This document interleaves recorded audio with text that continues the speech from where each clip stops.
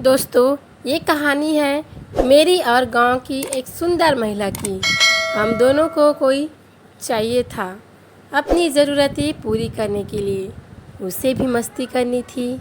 उसकी भी इच्छा थी कि वह मेरे साथ पहली बार मस्ती करे, और मस्ती करे तो दुल्हन बनकर सेज सजा कर करे। आगे की कहानी जानने के लिए अंत तक पढ़ें, आपको बहुत अच्छा लगेगा। चलिए बताते हैं आगे की कहानी। मेरा नाम सोहन है और मेरी हाइट 5 फीट 9 इंच है। मैं सुंदर स्लिम शरीर का मालिक हूँ। दोस्तों, यह बात आज से कोई 2 महीने पहले की है। मैं अपने ऑफिस के किसी काम से एक गांव में गया हुआ था और वहाँ पर मुझे उस गांव के चौधरी से मिलना था। मैं जब उस चौधरी के घर गया और दरवाजे पर दस्तक दी तो एक 28 साल की बहुत ही खूबसूरत सी औरत बाहर आई और मैं उसको देखता ही रह गया। उसकी हाइट करीब 5 फीट 6 इंच और रंग गोरा था। उसने नीले कलर की साड़ी पहनी हुई थी।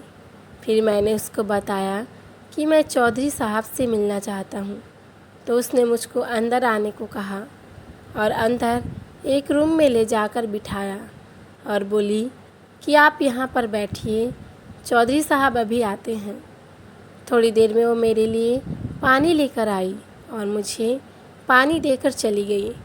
कुछ देर के बाद चौधरी रूम में आया और मैंने उसको बताया कि मैं क्यों आया था, और बहुत देर तक हमारी बातचीत होती रही। चौधरी ने मुझसे कहा कि आपको जो भी मदद चाहिए मैं करूँगा। फिर मैंने चौधरी को कहा कि इस काम के सिलसिले में मुझे कुछ दिन इस गांव में ही रहना पड़ेगा। आप मेरे लिए एक कमरे का इंतज़ाम करवा दो और साथ ही एक आदमी का भी, जो मेरे लिए खाना बना सके और मेरे कपड़े धो सके। तो चौधरी ने मुझसे कहा कि इंतज़ाम हो जाएगा, और फिर मैं चौधरी के साथ मकान देखने चला गया और मुझे पसंद आ गया, क्योंकि वो बिल्कुल अलग सा बना हुआ था और मैं वहाँ आराम से रह सकता हूँ। किसी को कोई परेशानी नहीं होने वाली थी वहाँ। तो मैंने मकान के लिए हाँ कह दिया और पूछा कि खाने और कपड़े धोने का कोई इंतज़ाम है या नहीं। तो उसने कहा कि जनाब, यह काम तो मेरी नौकरानी कर देगी। वो आपके लिए खाना भी बना देगी और आपके कपड़े भी धो देगी। इस तरह मेरे लिए मकान और खाने का इंतज़ाम हो गया और मैं अगले दिन ही अपना सामान लेकर वापस उस गांव में रहने आ गया।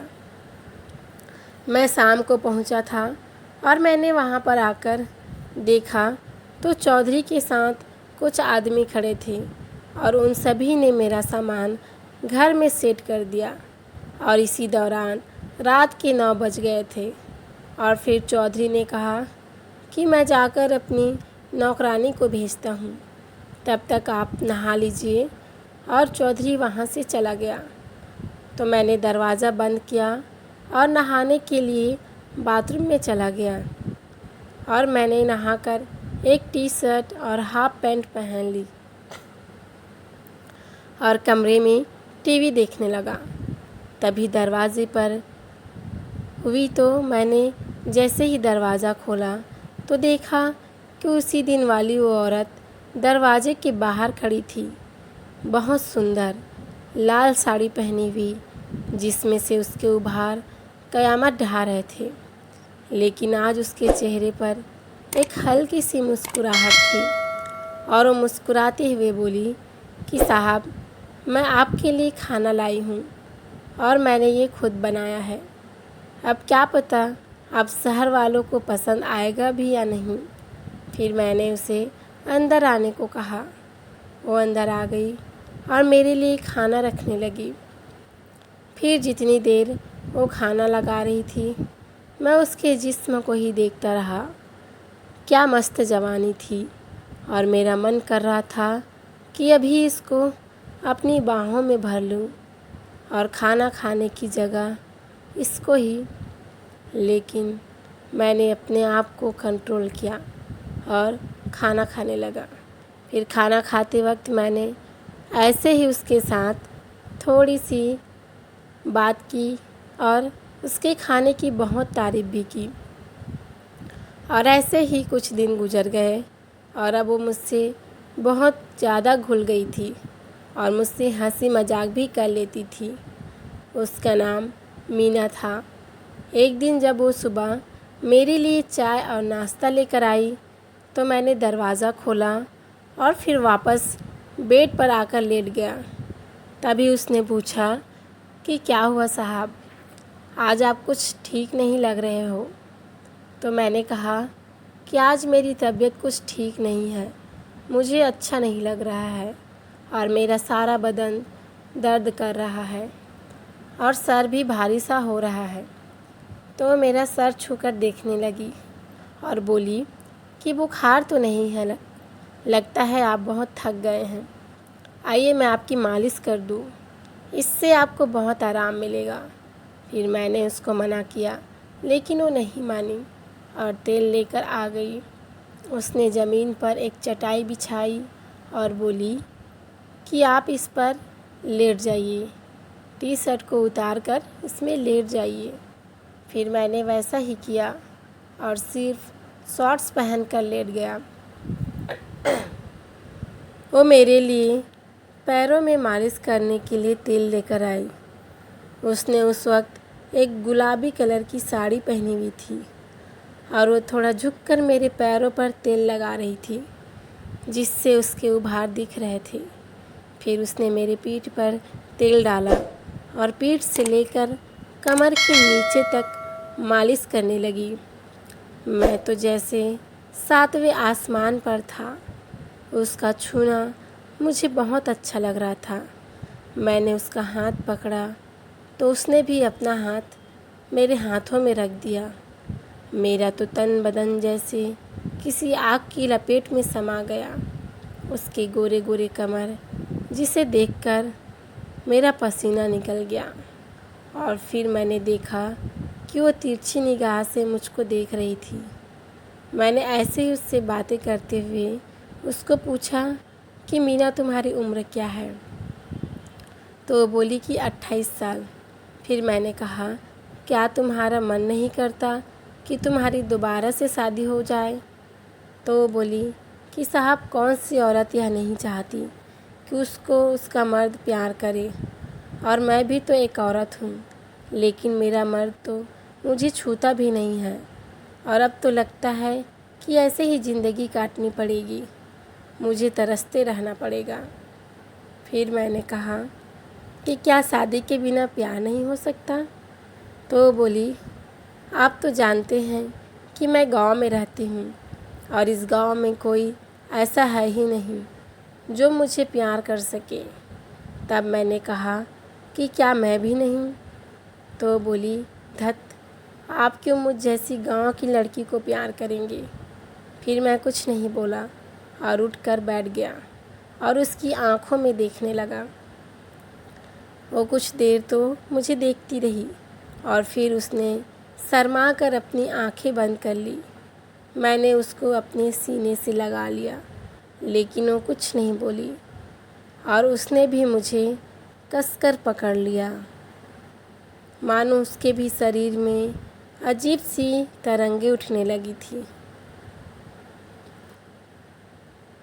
उसने मेरा हाथ पकड़ लिया और बोली कि प्लीज़ अभी यह मत करो, क्योंकि मैं बिल्कुल कुंवारी हूँ और मेरा एक अरमान था कि जब भी मैं पहली बार मस्ती करूँ तो बिल्कुल सुहागरात की तरह हो। आज मेरा पति दोपहर के वक्त मेरे एक रिश्तेदार के घर चला जाएगा।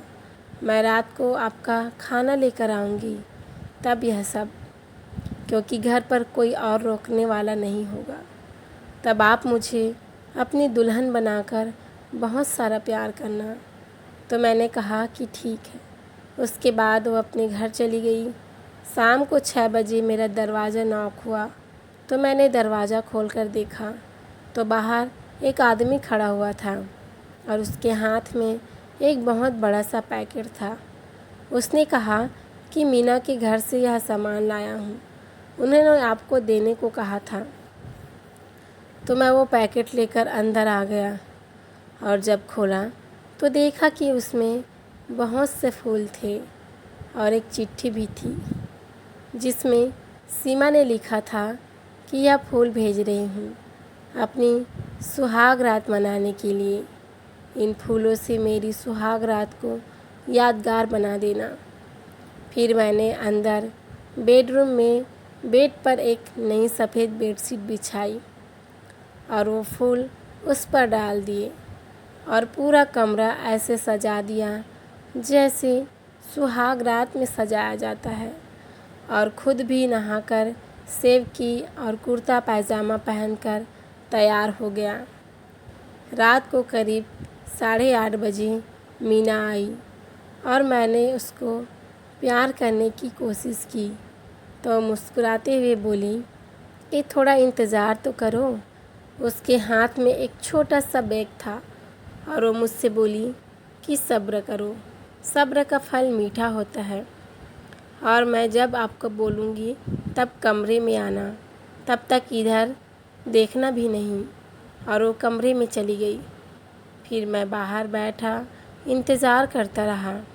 फिर आधे घंटे बाद अंदर से आवाज़ आई, जानू आओ ना। मैं उठकर कमरे में गया तो उसको देखता ही रह गया। उसने एक लाल साड़ी पहनी हुई थी और थोड़े से गहने और बहुत अच्छा मेकअप करके वो बिल्कुल दुल्हन बनी हुई और बेड पर थोड़ा सा घूंघट निकाल कर बैठी हुई थी। तो मैंने दरवाज़ा अंदर से बंद किया और उसके पास जाकर बेड पर बैठ गया और उसका घूंघट उठाया। उसने शर्म से अपनी नज़रें झुका रखी थी और फिर मैंने उसकी आँखों पर लज्जा देखी तो उसके चेहरे को ऊपर उठाया। मैंने उसको सीने से लगा लिया और थोड़ी देर ऐसे ही बैठा रहा। उसकी धड़कनें बहुत तेज़ चल रही थी। फिर वो उठी और पास से गर्म दूध का गिलास उठाकर मुझे कहने लगी कि इसको पी लीजिए। फिर मैंने वो दूध का गिलास उसके हाथ से लेकर साइड में रख दिया और उसको कहा कि इस वक्त यह दूध पीने का वक्त नहीं है, मुझे तो कुछ और ही पीना है। तो उसने शर्मा कर धीरे से पूछा, और क्या चाहिए? मैंने कहा, आज रात मैं तुमको पूरी तरह पाना चाहता हूँ। तो उसने अपने हाथों से अपना चेहरा ढक लिया और बोली कि मुझे शर्म आ रही है। मैंने उसके हाथ हटाए और उसके हाथों को अपने हाथों में ले लिया। मेरी छुअन से मानो उसके बदन में हलचल सी होने लगी, मुझसे लिपट गई और मेरी हो गई। उस रात हम दोनों ने अपना पहला सुहाग रात मनाया और पूरी रात एक दूसरे के आगोश में समा गए, एक दूसरे के हो गए।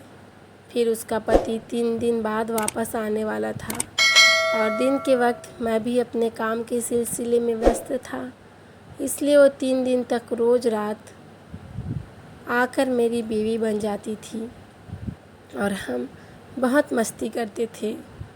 अब मैं जब भी उसके गांव में जाता हूँ तो मेरी बीवी बनकर आ जाती है और पूरी रात मेरे साथ बिताती है। इस तरह हम दोनों एक दूसरे की ज़रूरतें पूरा करते हैं। दोस्तों, आपकी स्टोरी पसंद आए तो प्लीज़ चैनल को लाइक शेयर एंड सब्सक्राइब करें। Thank you for watching.